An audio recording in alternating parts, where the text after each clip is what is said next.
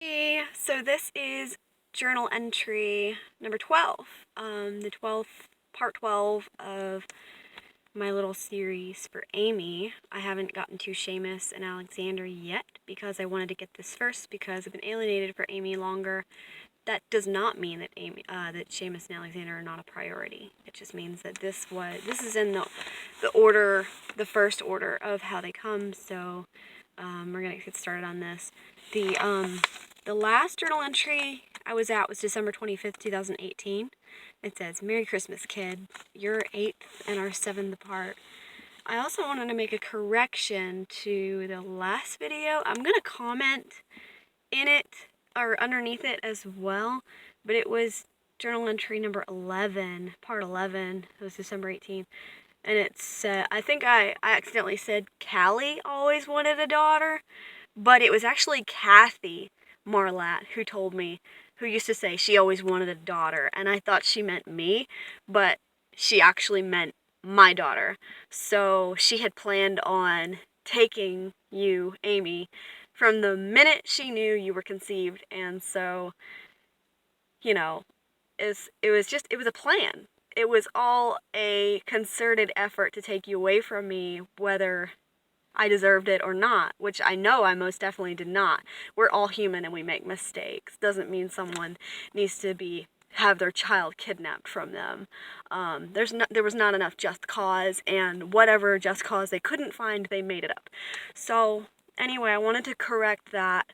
It was not Callie that said that, it was Kathy, but they did give Callie, they gave Callie this little pretend idea that she is Amy's mother, that she's your mother, and she's not. So somewhere in the back of your mind, I hope that you wonder, are you actually my mom, or are you a stand-in? So that, they played house from the beginning, and it's very disturbing on several levels. I know people will say, well, she needs a normal family, blah, blah, blah. She needs to have that sense of normalcy.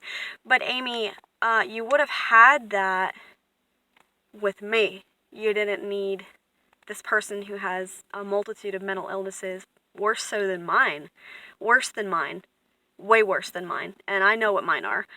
You don't need someone like that. I know that you love her, and she, I guess, loves you, but this replacing your real mother is not normal. It's just not normal. So, anyway, I just wanted to make that correction. So, we're back to December 26th, 2018. And that's where we left off. We're at Christmas, and we're at December 26th. "Your stepdad, Brian, told me I should write again. It reminded me of when I wrote a story for Guideposts once. It was about you, Amy. I wonder if I still have the rough draft somewhere. Anyway, they wouldn't publish it. They said it was too sad, that it needed a happy ending, which I just laughed at, because sometimes a story doesn't have a happy ending when it involves parental kidnapping and alienation like ours. Even if I ever see you again, we'll have missed too much. So to hell with Guideposts. I refuse to support Guideposts in any way, and I refuse to subscribe to their magazine, blah, blah, blah, you name it. Screw them. December 28th, 2018. I want the kind of relationship with you where you're not afraid to tell me anything. I will never judge you. December 31st, 2018. Here's to another new year without you. I hope 2019 is a good one for you. Love, Mom." January 1st, 2019. Happy New Year. 2019 it is. January 2nd, 2019. I sent your father a message today. This is what I wrote. "Jonathan, I've been thinking for days for what I would say to you, but I don't even think you'll respond to this." And he didn't.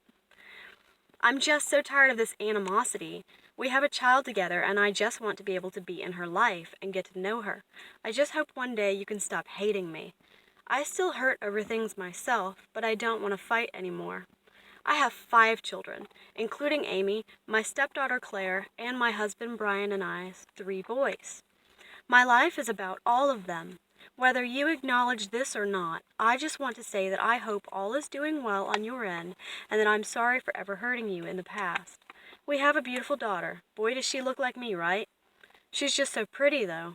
I really want to get to know her. I can only imagine how bright she is.